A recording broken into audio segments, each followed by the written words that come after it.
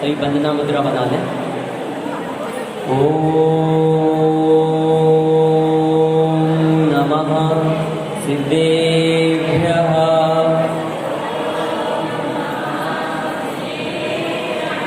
ओम नमः सिद्धेभ्यः।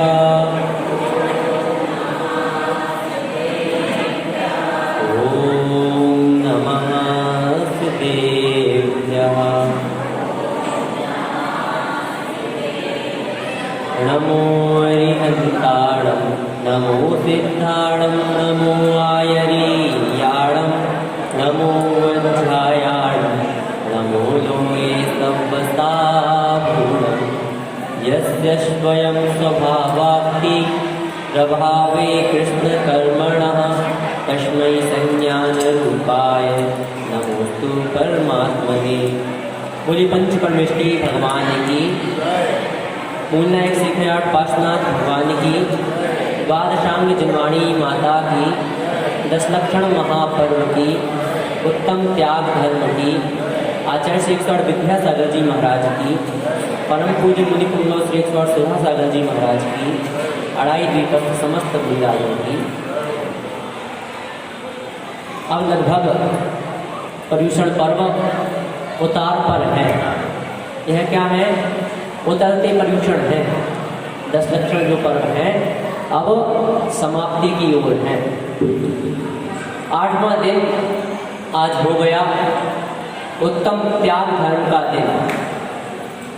यह उत्तम त्याग धर्म का दिन हमें सिखाता है कि हमारे लिए जीवन में जितना जरूरी ग्रहण करना है, जितना जरूरी अर्जन करना है, उतना जरूरी विसर्जन करना भी होता है। जितना हम ग्रहण करेंगे उतना हमें छोड़ना भी होता है। एक कुआं यदि अपने जल को संग्रहित करे रहेगा, उसमें से कोई जल नहीं निकालेगा तो वह जल क्या हो जाएगा? सड़ जाएगा। एक तालाब और एक नदी में बहुत अंतर होता है। तालाब जो होता है वह अपना पानी एकत्रित किए हुए रहता है। नदी का जो पानी होता है वह बहाव वाला होता है, उसका पानी बहाव हमेशा बहता रहता है। इसलिए नदी क्या होती है? तालाब की अपेक्षा अधिक पवित्र होती है। इसलिए हमें क्या करना है? जो अर्जन करना है उससे ज़्यादा, उससे उतना हमें विसर्जन नहीं करना होगा। इसलिए जो है त्याग धर्म है, सर्वप्रथम हम इसकी परिभाषा को जानते हैं। त्याग क्या है? तो आचार्य पूज्यपाद स्वामी जी ने सर्वार्थ सिद्धि जी ग्रंथ में बताया, संयतस्य योग्यम ज्ञानादि दानम त्यागम, अर्थात जो संयत के योग्य ज्ञान आदि दान कहे गए हैं उसको देना। संयत कौन है? 6ठे 7वें गुणस्थान वर्ती मुनि से लेकर और ऊपर के गुणस्थान वर्ती जो मुनिराज हैं उनको उनके यथा योग्य ज्ञान आदि का दान देना। ज्ञान आदि अर्थात आप उन्हें ज्ञान दान नहीं दे सकते, परंतु शास्त्र आदि का दान दिया जाता है। यह क्या है? यह उत्कृष्ट त्याग है। और दान क्या है? त्याग और दान में बहुत बड़ा अंतर है। दान होता है स्वस्याति सर्वोदानम। क्या होता है? स्वस्याति सर्वोदानम। तत्पा सूत्रकार आचार्य उमा स्वामी जी ने 7वें अध्याय के 38वें सूत्र में यह कहा, अर्थात स्वस्य अर्थात अपने पास जो संग्रहित वस्तुएं हैं, धन आदि है, उसका अपने तथा पर के कल्याण के लिए, अर्थात उसमें अपना भी कल्याण हो और दूसरे का भी कल्याण हो, ऐसे कल्याण की भावना से दान देना, यह क्या है? दान है। त्याग क्या है? त्याग तो हुआ संयतों को अर्थात मुनियों को उनके योग ज्ञान आदि का दान देना। यह क्या है? यह त्याग है। दान क्या हो गया? अपने तथा पर के कल्याण के लिए जो दिया जाता है वह दान होता है। दान कितने प्रकार का है? तो दान 4 प्रकार। कौन सा? औषध शास्त्र अभय आहार। औषधि दान, आहार दान, शास्त्र दान और अभय दान। इस प्रकार से 4 प्रकार के यह दान कहे गए। इनमें क्या विशेषता हो, तो 7वें अध्याय के 39वें सूत्र में कहा विधि द्रव्य दात्री पात्र विशेषा तद विशेषा, अर्थात विधि विशेष, द्रव्य विशेष, दात्री विशेष और पात्र विशेष। विधि विशेष का हुआ जो नवधा भक्ति पूर्वक दान दिया जाता है, उस प्रकार की विधि को बनाकर दान देना, यह क्या है, विधि विशेष। द्रव्य विशेष अर्थात जो द्रव्य हम दान दे रहे हैं वह किस प्रकार की विशेषता को धारण किए हुए हैं। जैसे हम आहार दान दे रहे हैं तो आहार दान में मुनियों के जो उनका मौसम आदि के अनुकूल योग्य आहार देना, यह क्या है, यह द्रव्य में विशेषता को दर्शाता है। पश्चात है दात्री विशेष, अर्थात जो देने वाला व्यक्ति है उसके जो 7 गुण हैं, दाता के 7 गुण होते हैं, वह उन गुणों से सहित है, रहित है, किस प्रकार से है, अथवा उसके भावों में किस प्रकार की विशुद्धि है, यह दाता विशेष। और अंतिम होता है पात्र विशेष, अर्थात जो ग्रहण करने वाला है, जो दान लेने वाला है, जो मुनिराज आदि हैं, वह किस प्रकार से अपनी चर्या को धारण करते हैं, उनमें किस प्रकार की उत्कृष्टता है। इस प्रकार से 4 प्रकार का क्या कहें, 4 प्रकार से इसमें भी विशेषता बता दी। औसत शास्त्र अभय आहार, यह किन्हें देना है, क्या किसी को भी देना नहीं, चतुर्विध संघ को उत्कृष्ट रूप से 4 संघ को दीजिए, अर्थात जो हमारे चतुर्विध संघ कहे, मुनि, आरिका, श्रावक और श्राविका। सबसे पहले श्रावक है कौन, श्रावक की परिभाषा क्या है, जो श्रद्धावान, विवेकवान और क्रियावान होता है उसे श्रावक कहते हैं। और श्रावक की यही परिभाषा है।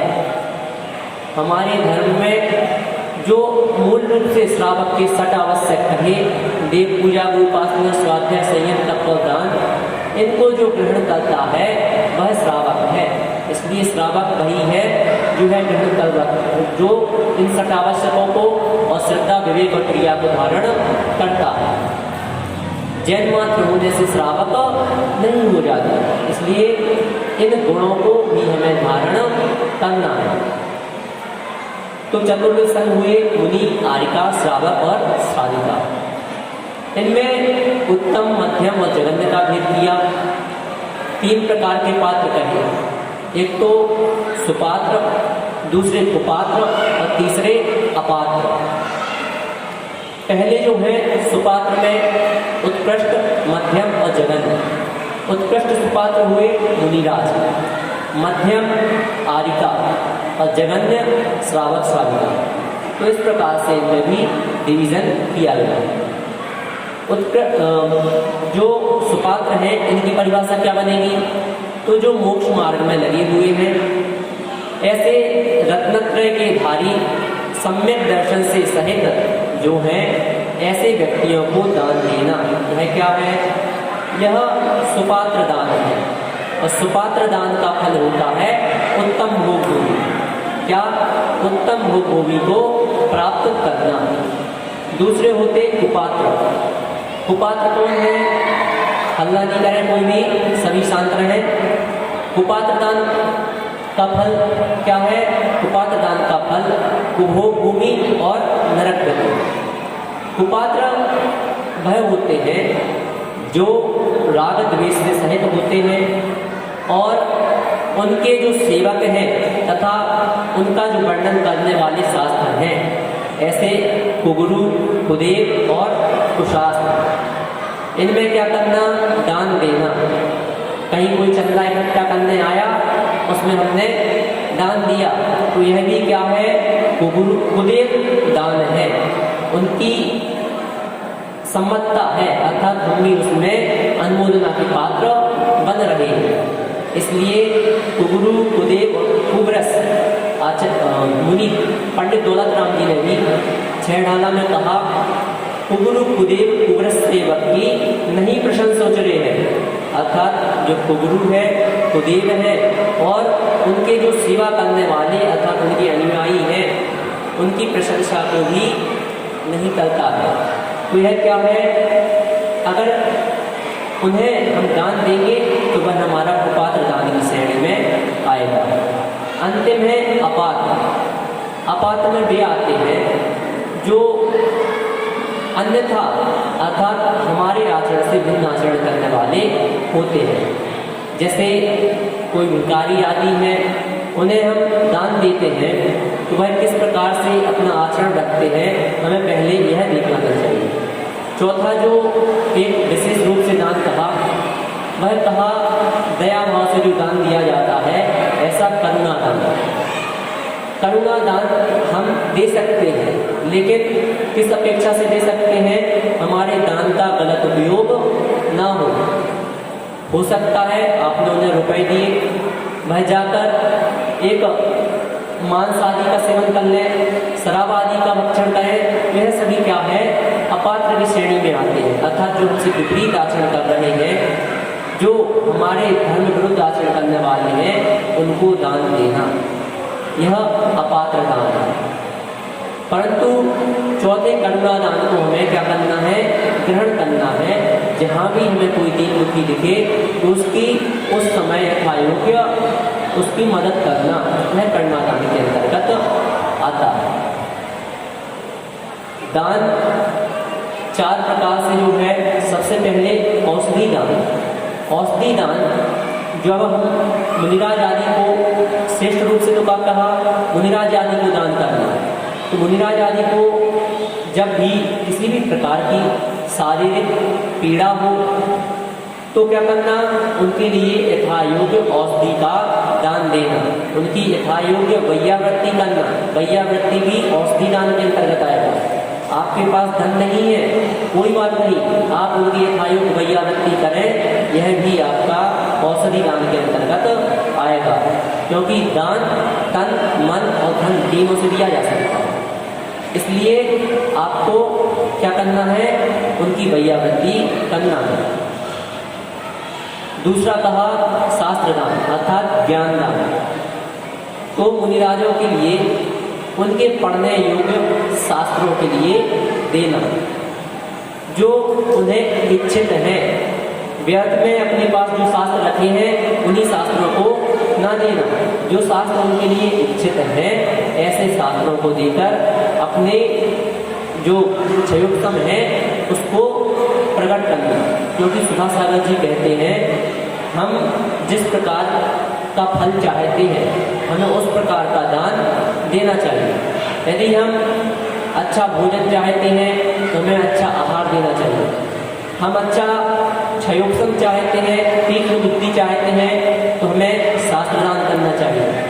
अभय, हम अच्छा जीवन चाहते हैं तो हमें अभय दान करना चाहिए, दूसरों के जीवन की रक्षा करना चाहिए। आहार, औषध शास्त्र, अभय आहार। औषध अर्थात हम अपनी निरोगी काया चाहते हैं तो हमें औषध दान करना चाहिए। यह चारों प्रकार के जो दान हैं, जिस प्रकार के हम दान करते हैं, उस प्रकार से हमें फल प्राप्त होते हैं। शास्त्र दान की बात चल रही थी। आचार्य कुंद स्वामी जब पूर्व भाव में थे, मात्र उन्होंने क्या किया था, एक जलते हुए शास्त्र को बचाया और उस शास्त्र को जब मुनि आए तो उनके लिए समर्पित कर दिया। और उस कौंडेश वाले का इतना पुण्य बढ़ा कि वह अगले भाव में कुंद देव बने, जिन्होंने 84 पहाड़ों की रचना की। आज हम जितने शास्त्र देखते हैं, उनमें सबसे बड़ा योगदान आचार्य कुंद स्वामी का है। इसलिए मंगलम कुंदाद्यो कहा जाता है। क्या कहा जाता है, मंगलम कुंदाद्यो, अर्थात जो आद्य देव हैं, आदि देव हैं, ऐसे कौन है, कुंद देव।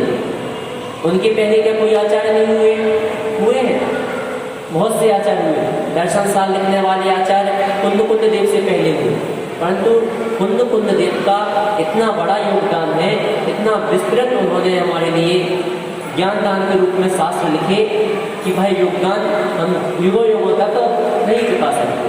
इसलिए उनका नाम हम बड़ी श्रद्धा के साथ, बड़ी भक्ति के साथ लेते हैं और पूर्वाचार्यों के भी नाम उसमें गर्वित हो जाते हैं। तो हमें क्या करना है, इस ज्ञान दान में रुचि रखना है। फिर तृतीय कहा अभय दान अर्थात जीवन दान देना। क्या करना? जीवन दान देना। हम 2 दान मुनिराजों के लिए नहीं दे सकते, मुनि यारिकाओं के लिए नहीं दे सकते। क्यों नहीं दे सकते? क्योंकि हमारी इतनी क्षमता नहीं है। एक तो ज्ञान दान और दूसरा अभय दान। अभय दान दिया जा सकता? नहीं दिया जा सकता, परंतु उसके अनुरूप जो है कैसे कार्य किए जाएं जिनसे सभी की रक्षा हो सके। जब भी विहार आदि हो, क्या हो?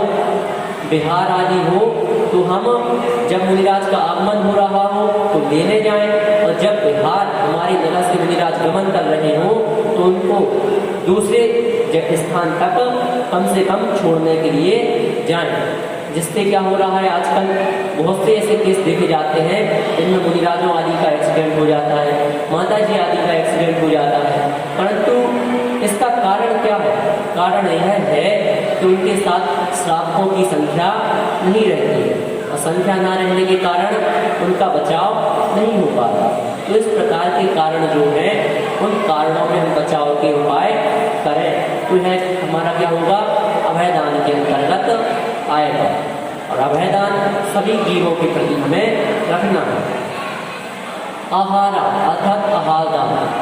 जब मुनिराज अपनी आहारचर्या के लिए निकले तो उनके लिए उनके यथायोग्य मौसमानुकूल आहार का दान देना। यह क्या है? यह आहार दान नाम का चौथा दान है। इस प्रकार से यह 4 दान श्रेष्ठतम मुनियों को, मध्यम रूप से आरिकाओं को और जघन्य रूप से श्रावक श्राविकाओं को देना चाहिए। कहा जाता है पूर्व में जो श्रावक होते थे वह अपने घर में आहार बनाकर रखते थे। क्या करते थे? आहार बनाकर रखते थे।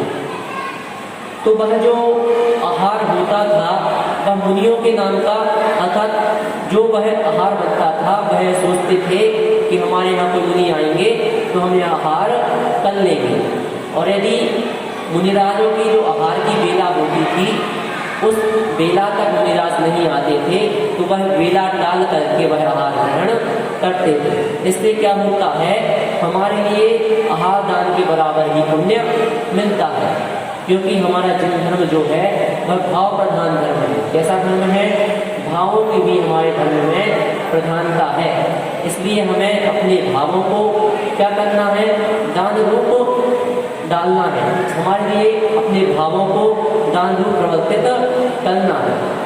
तो जो पूर्व में ऐसे श्रावक होते थे, क्योंकि मुनिराज भी पूर्व में जंगलों आदि में निवास किया करते और उनके आने का कोई पता नहीं होता था, वह कभी भी आ जाते थे।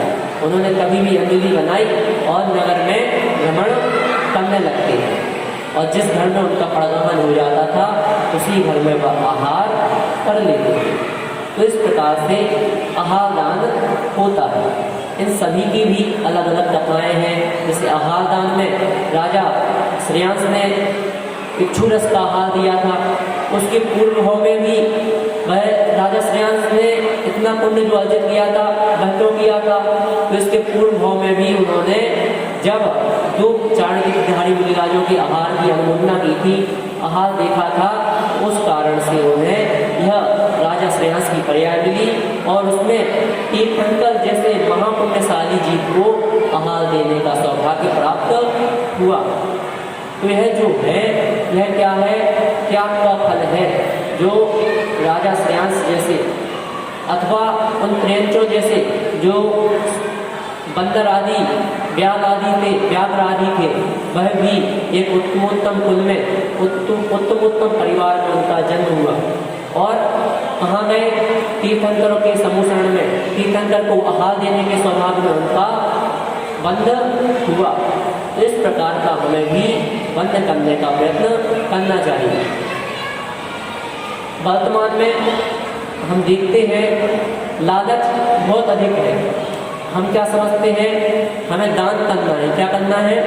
दान के लिए हम पैसा इकट्ठा कर रहे हैं, परंतु दान के लिए पैसा इकट्ठा करना आवश्यक नहीं है।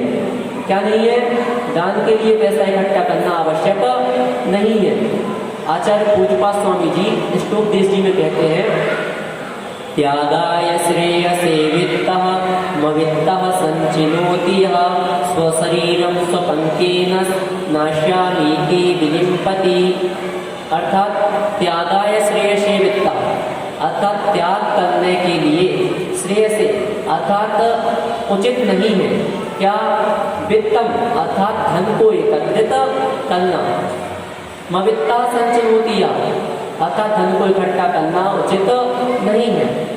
स्वशरीरम स्वपंकेन, वह व्यक्ति किसके समान है, जो व्यक्ति एक पहले उसे अगर नहाना है तो पहले वह क्या कर रहा है, कीचड़ में लोटपोट होकर कीचड़ में लिपट कर आ रहा है और पश्चात नहाने का प्रयत्न कर रहा है।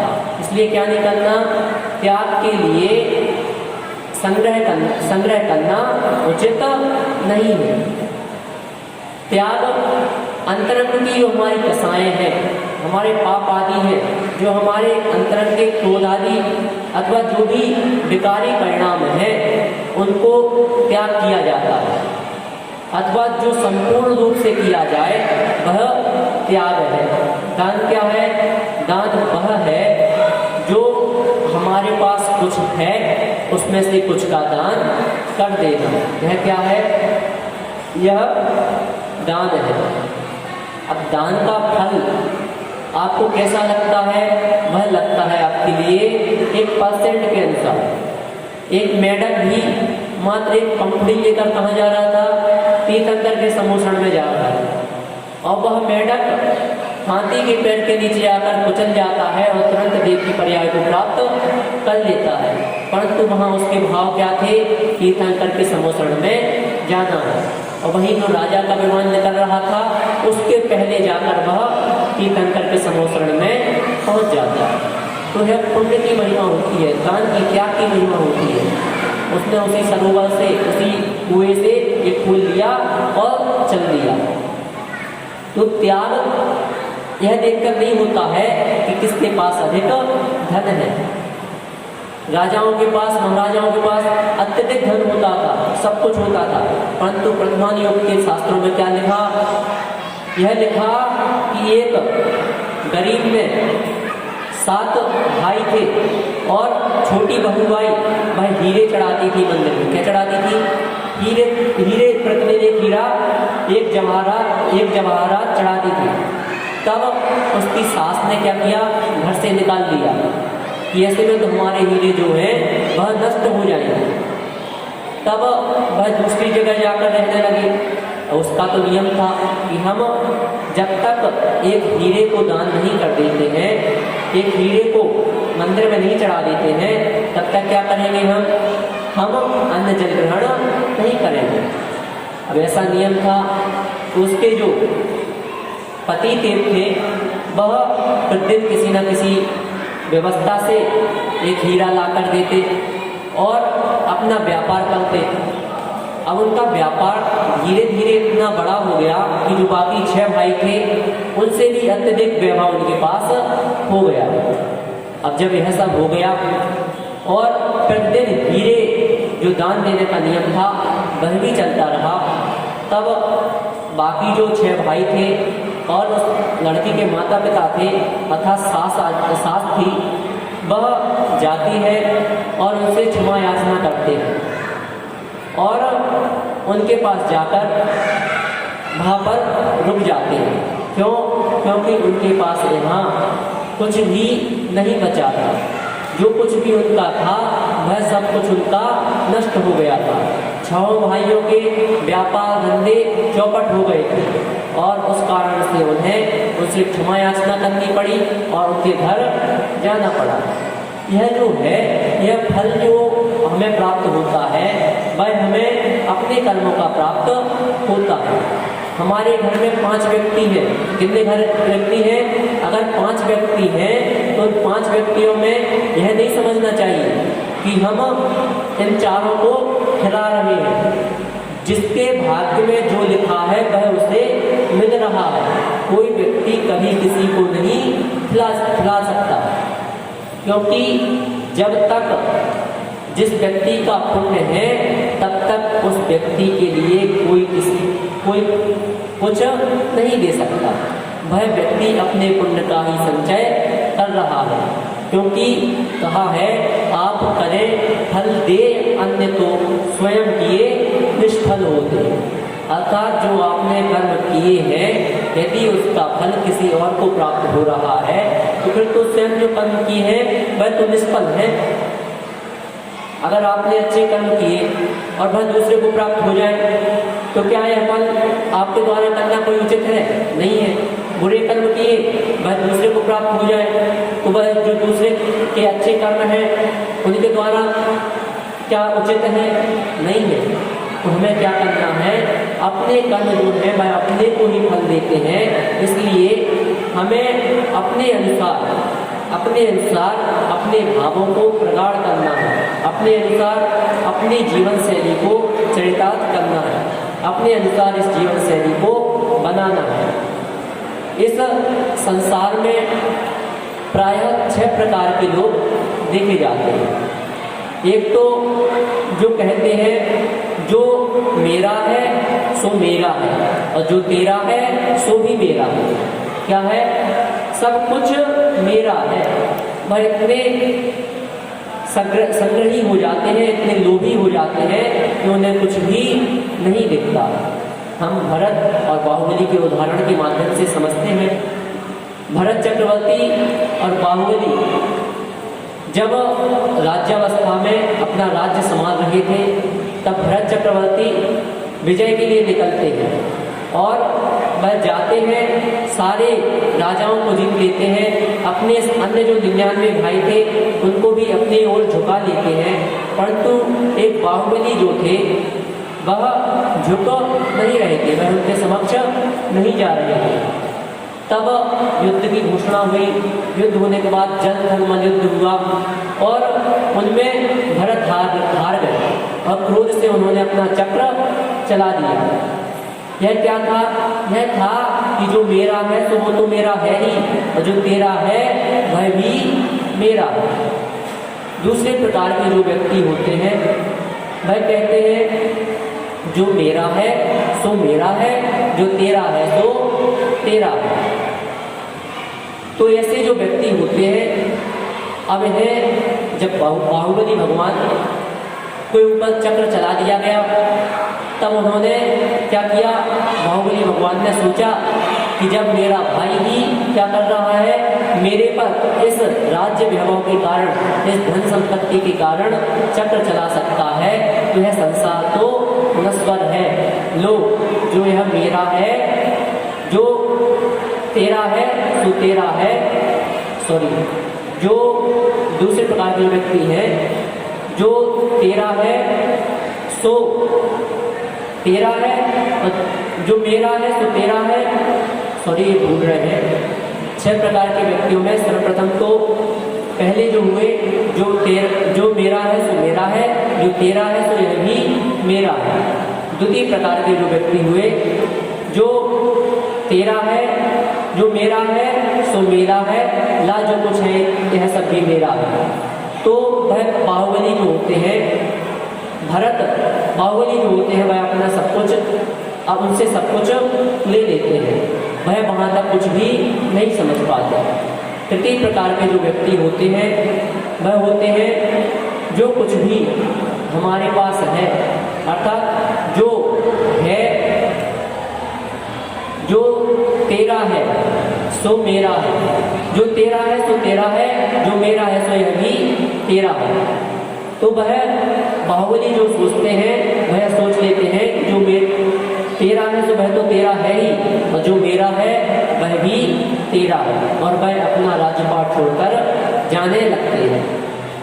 तब जब बाहुबली जाने लगते हैं, 6 प्रकार के व्यक्ति नहीं 4 प्रकार के व्यक्ति कहना थे, जब बाहुबली जाने लगते हैं तो बाहुबली गए।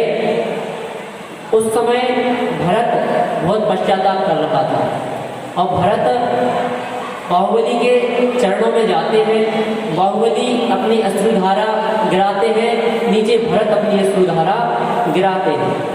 दोनों में इतना वात्सल्य भाव प्रकट होता है कि इस प्रकार से अश्रुधारा बहती है कि जब ऊपर से बाहुबली भगवान की अश्रुधारा गिर रही होती है तो वह भरत के मस्तक पर गिर रही होती है और भरत जो अश्रुधारा बहा रहे थे वह बाहुबली के चरणों में गिर रही थी। तो इससे ऐसा प्रकट हो रहा था जैसे बाहुबली भरत का राज्याभिषेक कर रहे हैं और भरत बाहुबली का चरणाभिषेक कर रहे हो और इस प्रकार का वहाँ जो महात्म होता है वह प्रकट होता है, ऐसा भरतेश वैभव में कहा है। तो यहाँ यह भाव प्रकट होता है कि जो तेरा है सो तेरा है, जो मेरा है सो मेरा है। अर्थात यहाँ बाहुबली ने उस संपत्ति को ग्रहण कर लिया। जब बाहुबली को वैराग्य नहीं हो, बाहुबली अपने मन के विकल्प को नहीं हटा पा रहे थे, तब उस विकल्प को हटाने के लिए भरत चक्रवर्ती को पता चला तो वह गए और उन्होंने कहा ना मेरा है ना तेरा है, यह सब कुछ तो रैन बसेरा है, ना तो हमारा है ना ही आपका है, यह तो हमें जो कुछ प्राप्त हुआ है वह सभी एक पुण्य से प्राप्त हुआ है। तब जाकर बाहुबली भगवान का वह जो विकल्प था वह जाता है और उन्हें केवल ज्ञान की प्राप्ति हो जाती है। तो इस प्रकार से हम व्यक्तियों को समझ सकते हैं।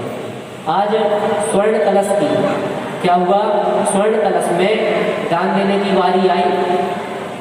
कहा जाता है हम जिस प्रकार की उत्तमोत्तम वस्तु में भगवान का, श्री जी का, क्योंकि वह कौन है, 3 लोक के नाथ हैं, तो हम उन्हें उत्कृष्ट से उत्कृष्ट वस्तु जो हमारी क्षमता हो उस वस्तु में हम उन्हें विराजित करें। उस वस्तु में आपने छत्र लगाया, देखिए स्वर्ण जो है यह चांदी से उत्कृष्ट है, चांदी से उत्कृष्ट होने के कारण, उत्कृष्ट धातु होने के कारण इसका महत्व अधिक होता है। इसलिए आपने क्या किया, यहाँ स्वर्ण छत्र लगाया। तो उसी प्रकार अब आप क्या कर रहे हैं, स्वर्ण झालियों से अभिषेक करना चाह रहे हैं, तो उसमें भी आपको बढ़ चढ़कर क्या करना चाहिए, अपना जो धन अधिक है उसमें लगाना चाहिए। सुबह से बहुत सी घोषणाएं हो चुकी थी और जो भी और शेष राशि है उसको भी आप लोगों को पूर्ण करना चाहिए, जिससे वह शीघ्र यहाँ आ जाए। चतुर्दशी के दिन जैसा कि सचिव जी ने कहा था कि चतुर्दशी के दिन महामस्तकाभिषेक भी उन्हीं झालियों से करने का मन है और संभवतः चतुर्दशी को उन्हीं झालियों से अभिषेक होगा। तो यह क्या है, यह हमें पूर्ण करना है कि चतुर्दशी के दिन ही हम उसको कर सकें। अब सामाजिक संस्थान के लिए भी यदि आप दान राशि देना चाहते हैं तो सामाजिक संस्थान के लिए जो दान राशि निर्धारित की गई है उसमें आप एक समय के भोजन, एक समय के भोजन, एक दिन के भोजन अथवा आधे मास के भोजन अर्थात 15 दिन के भोजन, 1 माह के भोजन की व्यवस्था के हेतु एक संपूर्ण विद्वान के निर्माण के लिए 5 लाख रुपए देकर पुण्यार्जन कर सकते हैं और एक परम श्रोमणी संरक्षक के लिए 11 लाख रुपए की राशि निर्धारित की गई है। संरक्षक सदस्य के लिए 1 लाख रुपए की राशि निर्धारित की गई है। तो यह जो बड़ी राशियां हैं, जो बड़े प्रोजेक्ट हैं, उनमें अपनी आप राशियां दे सकते हैं अथवा और भी जो राशियां हैं उनमें भी आप अपनी राशि दे सकते हैं। एक समय के भोजन के लिए, एक दिन के भोजन आदि के लिए भी आप अपनी राशियां लिखा सकते हैं। अभी 2 लोगों के नाम आ गए थे, उनकी राशि भी आ गई थी, मोहिनी भंडारी, प्रदीप भंडारी, नमन भंडारी जी सपरिवार और राकेश जी जैन, श्रीमती रंजना जी जैन फानपुर। इन्होंने अपनी राशि का सदुपयोग सामाजिक संस्थान के लिए किया है। इनके लिए जोरदार तालियों के साथ इनकी अनुमोदना करें और साथ ही और जो भी महानुभाव इसमें राशि देना चाहते हैं वह अपने धन का उपयोग इस निमित्त कर सकते हैं। वहाँ पर संपूर्ण व्यवस्था निःशुल्क की जाती है। जो भी छात्र वहाँ पढ़ते हैं उनकी 11वीं से लेकर के BA अर्थात फाइनल ईयर तक उनकी 5 वर्ष की व्यवस्था पूर्णतः निःशुल्क रहती है। उनके भोजन की, रहने की, पढ़ने की और जो शास्त्र आदि होते हैं जिन्हें वह वहाँ 5 साल में रहकर अध्ययन करते हैं, उन सभी शास्त्रों को भी उन्हें निःशुल्क प्रदान किया जाता है। तो आप शास्त्र दान में भी अपनी राशि लिखा सकते हैं। जिस भी विषय में आप अपनी राशि लेना चाहते हैं, आप हमें बताकर वह राशि लिखा सकते हैं। तो अब हमें यह जो त्याग धर्म है, इस त्याग धर्म को अंगीकार करना है और इस त्याग धर्म को अंगीकार करते हुए अपने जीवन को सफल बनाना है। इसी मंगलमय भवन सद्गुणी मूल नायक से 8 पार्श्वनाथ भगवान की